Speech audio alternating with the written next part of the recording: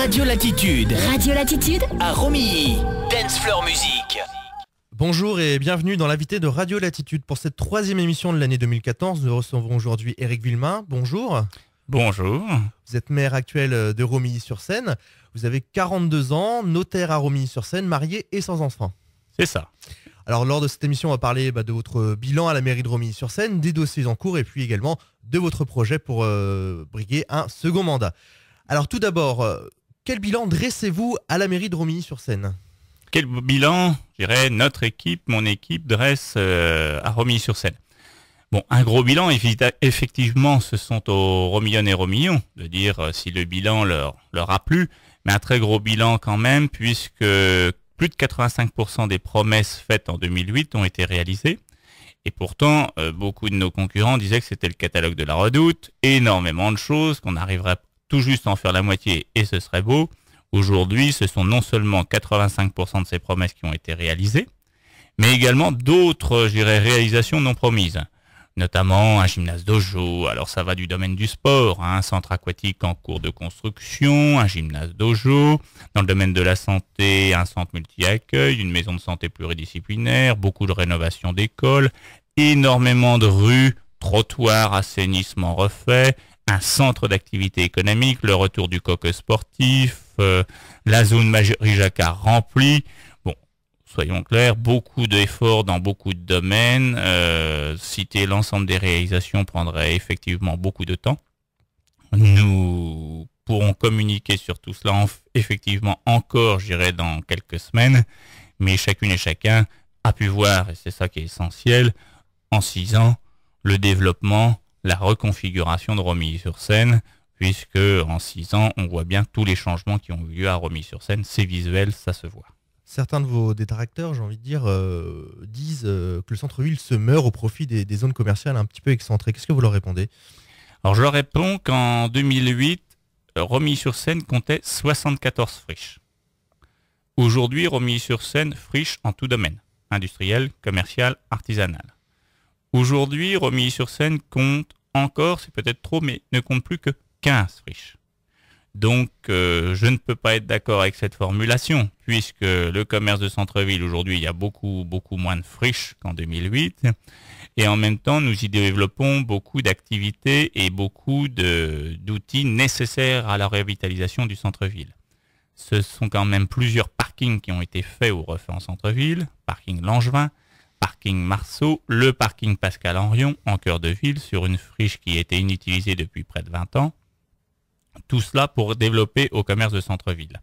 Nous avons également refait totalement tout le parvis de l'hôtel de ville, donc pour redonner une image qui permette d'attirer, de rendre de l'attractivité au centre-ville. Donc cette politique, nous la poursuivrons prochainement. Et pour ce qui est du cinéma Eden, finalement, qu'est-ce qu'il en adviendra ? J'ai été très clair sur ce sujet. Le cinéma Eden avait besoin d'une vraie cure de jouvence dès 2008. C'est ce que nous avons fait dès 2009 par son ravalement de façade, puisqu'il posait problème, il y avait des barrières de sécurité. Nous avons refait l'intégralité des salles, tant en termes de fauteuils, de décoration ou autres. Nous y avons installé le numérique et la 3D. Et le cinéma Eden, je l'ai dit et je le redis une nouvelle fois, restera cinéma Eden tant que je serai maire. Donc c'est très clair, il n'y a pas de polémique, plus de polémique à avoir sur ce sujet. Le cinéma Eden restera cinéma Eden et constitue avec d'autres outils une vraie locomotive pour le centre-ville. Donc si on a bien compris, pas de fermeture pour le cinéma Eden tant que vous serez là. Tout à fait. Pour les dossiers en cours, il y a des grands projets en ce moment en cours de réalisation, comme notamment le centre nautique ou la maison de santé. Le centre nautique, grand projet, j'ai envie de dire, actuel, avec le concours d'autres partenaires. Oui, alors le centre nautique est un grand et vaste projet. Et ce projet devait être mené depuis un certain temps. D'ailleurs, même certains de mes détracteurs eux-mêmes avaient dit qu'il fallait à tout prix reconstruire au plus vite cette piscine, sauf qu'il était toujours délicat, et je le comprends, de dire il faut fermer la piscine, sachant qu'à l'époque, elle n'était plus du tout en sécurité.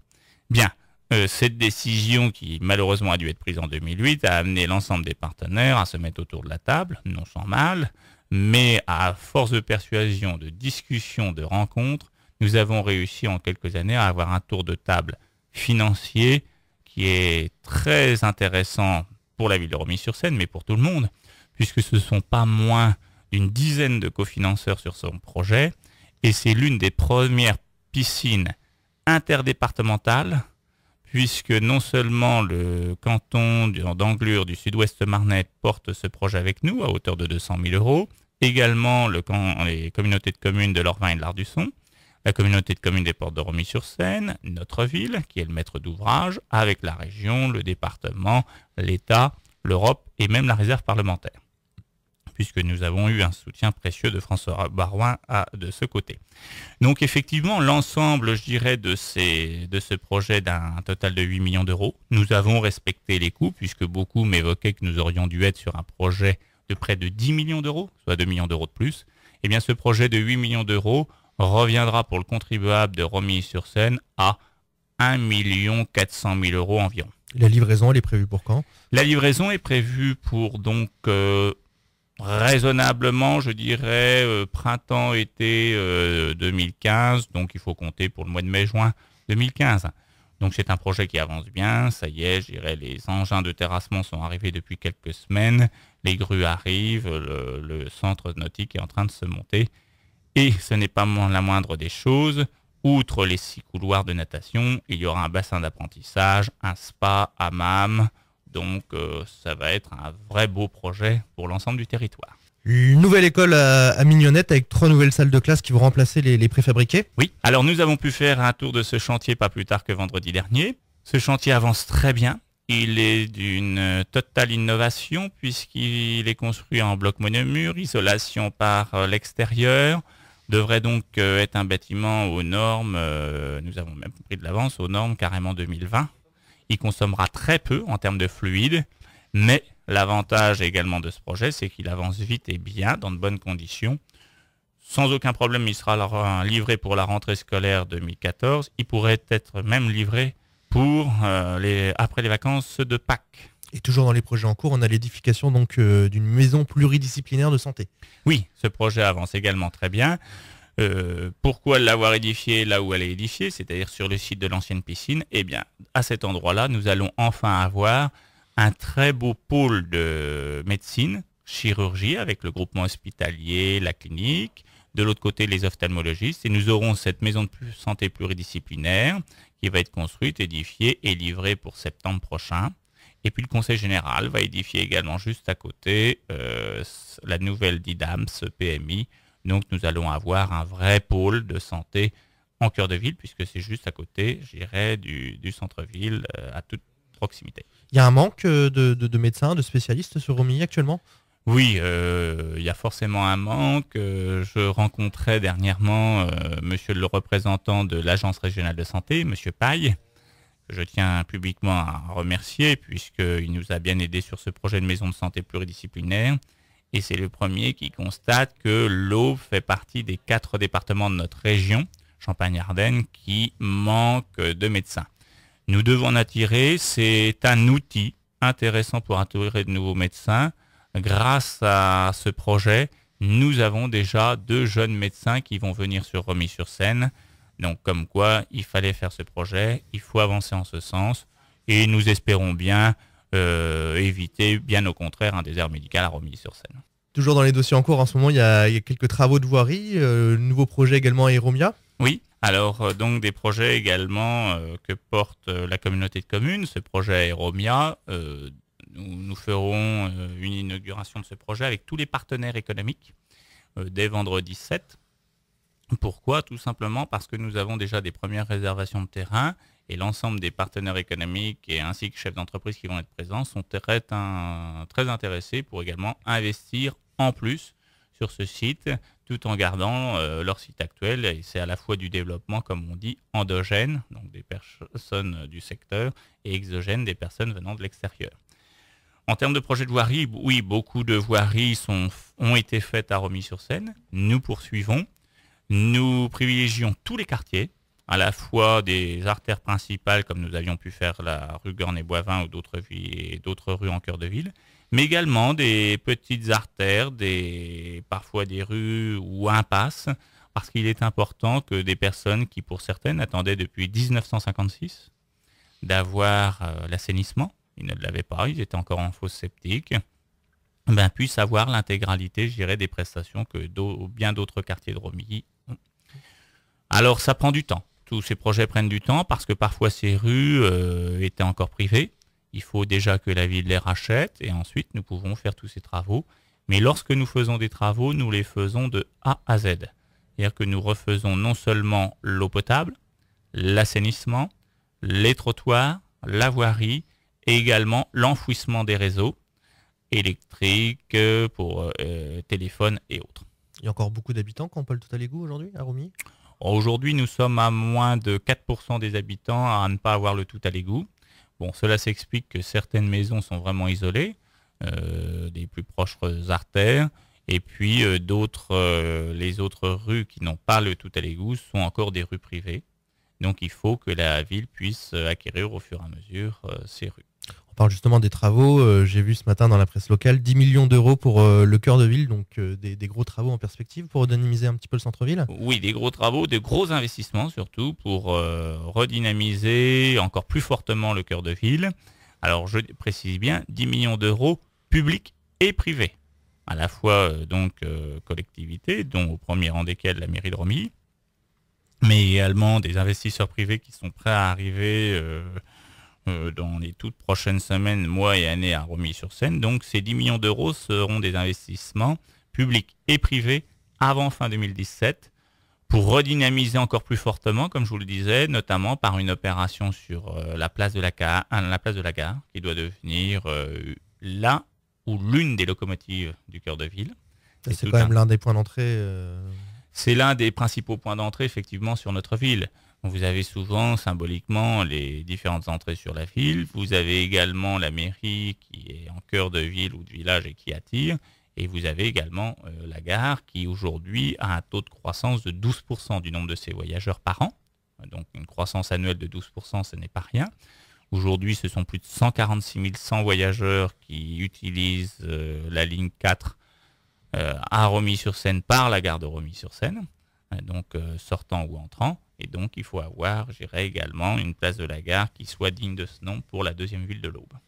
Et donc, ces travaux en cœur de ville, ça va passer par quoi? Par l'arrivée de nouvelles enseignes? J'ai entendu dire peut-être quelques enseignes nationales que vous souhaitiez voir arriver. Tout à fait, des enseignes. Alors, le renforcement déjà, bien sûr, des équipements publics existants, rénovation, réhabilitation, extension du conservatoire.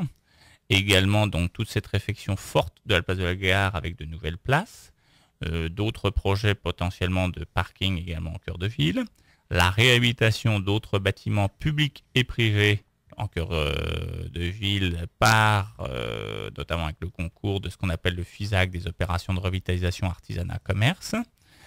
Et puis, effectivement, l'arrivée d'enseignes nationales en cœur de notre ville qui voudront également participer du développement de la deuxième ville de l'Aube, qu'est Romilly-sur-Seine. J'ai également entendu dire il y a un projet de création d'un office du tourisme Romillon, c'est cela? Oui, alors l'office du tourisme existe déjà à Romilly-sur-Seine, mais il va le voir sa croissance et sa perspective totalement se développer puisque nous venons de signer un compromis d'achat, puisque nous allons acquérir une partie de la friche Sorotex, plus particulièrement le bâtiment historique, ce qu'on appelait le bâtiment Dupré, là où il y avait les bureaux. C'est un bâtiment 19e, en briques, très, très solide, qui a un très beau fronton et qui se développe sur plus de 2000 m².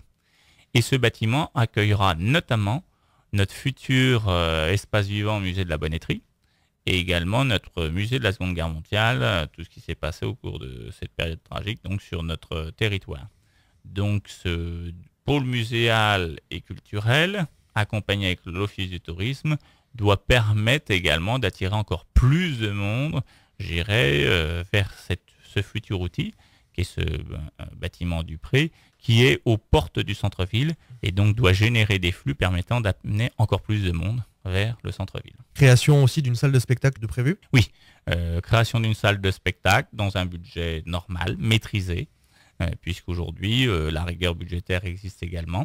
Mais cette salle de spectacle sera la dimension de notre territoire. J'y travaille depuis quelques temps. Il faudra un vrai partenariat, je pense, cette fois-ci, de tout le bassin de vie, parce qu'on peut avoir pour l'ensemble de ce territoire qui aujourd'hui a une zone d'achalandise d'environ 80 000 personnes. on peut avoir une salle de spectacle digne de ce nom, pouvant attirer énormément de monde sur l'ensemble du Nord-Ouest au Bois. Ce serait quoi comme type de salle de spectacle Ça va Genre être, le Millésium à Épernay ou quelque chose d'un peu plus modeste peut-être quelque chose d'un peu plus modeste, mais quelque chose permettant d'attirer, peut-être modulable, puisque vous pouvez avoir des spectacles, je dirais, qui vont attirer 100 à 200 personnes et pouvant attirer jusqu'à 1500 ou 2000 personnes. Donc tout doit être modulable. Ça peut être le Millésium, mais j'avais aussi une autre idée, pourquoi pas, style, alors certains me diraient qu'il faut il faut être raisonnable, oui, mais je crois qu'il faut avoir de l'ambition pour son territoire. Je peux penser aux Galaxies d'Amnéville. D'accord. On parle de la réhabilitation de l'auditorium de la Béchère afin d'y accueillir des spectacles en plein air. C'est toujours d'actualité cela? Oui, ça fait partie du patrimoine Romillon.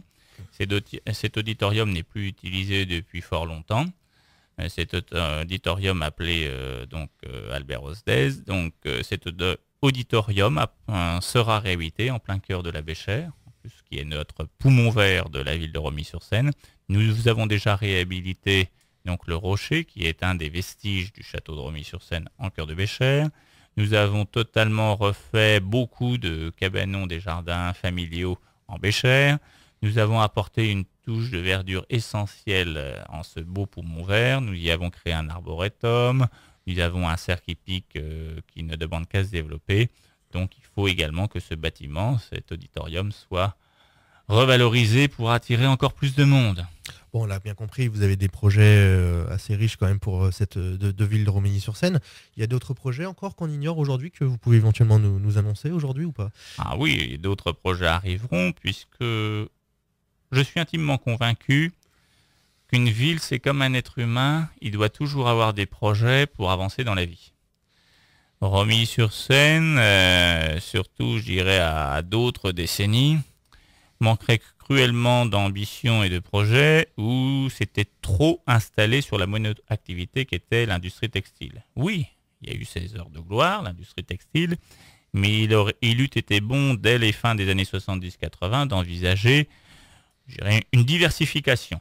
Je ne parle pas d'une reconversion dès l'époque, mais d'une diversification, d'avoir d'autres cordes à son arc. Bien, c'est notre sentiment. Aujourd'hui, à Romilly-sur-Seine, il faut envisager une diversité, une diversification dans tous les domaines. Et lorsqu'on est un élu local, on se doit d'être à l'écoute de toutes et tous. Comme j'ai coutume de dire, un trottoir, une rue n'est ni de droite ni de gauche. Elle est ou en bon état ou en mauvais état. Donc beaucoup de projets, effectivement, à Romilly-sur-Seine, que ce soit sur le cadre de vie, les cadres de vie, donc nos trottoirs, nos réseaux, nos poumons verts ou autres. Beaucoup de projets pour notre cœur de ville, parce que ça, c'est souvent un enjeu fort pour beaucoup de villes. Donc ça, chacune et chacun peuvent compter sur moi. Preuve en est, c'est que je suis un homme qui, depuis 18 ou 20 ans, travaille en permanence en cœur de ville. Donc c'est que j'y suis fortement attaché, et ça, personne ne pourra le contester. Et puis d'autres sujets, que ce soit en domaine économique, effectivement, pour nos écoles et notre jeunesse, pour la culture et le sport, mais également sur la sécurité, parce qu'il y a une très forte demande de sécurité. J'y reviendrai dans les prochaines semaines. Donc la vidéoprotection, encore davantage de caméras peut-être? La vidéoprotection, nous proposerons pas plus tard que jeudi soir, lors de notre conseil municipal, où nous adopterons le budget, nous proposerons une extension de la vidéoprotection à Romilly-sur-Seine. Il y a combien de caméras aujourd'hui? Aujourd'hui, à Romilly, vous avez 22 caméras. D'accord. Nous proposons d'en rajouter 11. 11 caméras, ce n'est pas rien, mais c'est une nécessité à l'heure où certains cambriolages se multiplient, de manière générale en France, un peu dans l'Aube. Nous avons réussi à stabiliser en partie les chiffres de la délinquance à Romilly-sur-Seine. Nous souhaitons non seulement les stabiliser, mais également les inverser. Et aujourd'hui, que ce soit les entreprises ou les particuliers, chacune et chacun, à juste titre, aspire à une vraie sécurité. La vidéoprotection joue bien son rôle, puisque grâce à la vidéoprotection, nous avons quand même réussi, à la fin de l'année dernière, à arrêter la personne qui n'arrêtait pas de rayer beaucoup de voitures. Chacun s'en souvient, 246 véhicules de rayés quand même. Il a été arrêté grâce à la vidéoprotection. Et puis aussi une autre personne qui avait commis de nombreux actes délictueux Eh bien, ces deux personnes-là, en 48 heures, ont été appréhendées grâce à la vidéoprotection. Et aujourd'hui, je peux vous dire, dorment toujours, sont toujours en prison. Donc, il faut pouvoir lutter. Nous devons à nos concitoyens la sécurité, et ça, je m'y attache. Autre point fort sur lequel je pense les gens reviendront beaucoup, surtout après ce que nous avons vécu au cours des 2 dernières années, c'est une vraie attention à ne pas augmenter la pression fiscale. Nous baisserons encore, nous, cette année, les taux d'imposition à Romilly-sur-Seine de 2,5%. Les impôts locaux doivent être maîtrisés. On peut beaucoup investir dans nos collectivités, mais en faisant de bons choix d'investissement. Comme je le dis, souvent, vous avez des investissements qui parfois coûtent, mais sont nécessaires, il faut les faire. Et puis vous avez des investissements aussi qui rapportent.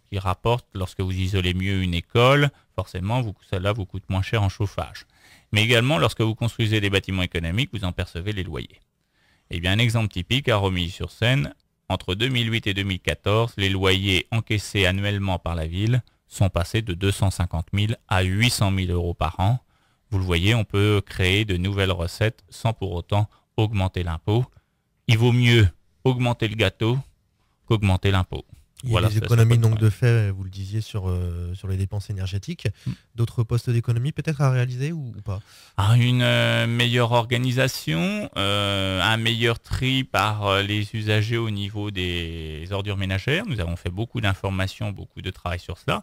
Et c'est ainsi qu'à la communauté de communes, nous avons pu baisser de plus de 7% le taux de taxe ordures ménagères pour cette année, puisque l'ensemble du territoire de la communauté de communes des Portes de Romilly, triant mieux, valorisant mieux ses déchets, nous avons pu abaisser le taux de 12,5 à 11,75%. D'accord, on va arriver au terme de l'émission, Éric Villemain.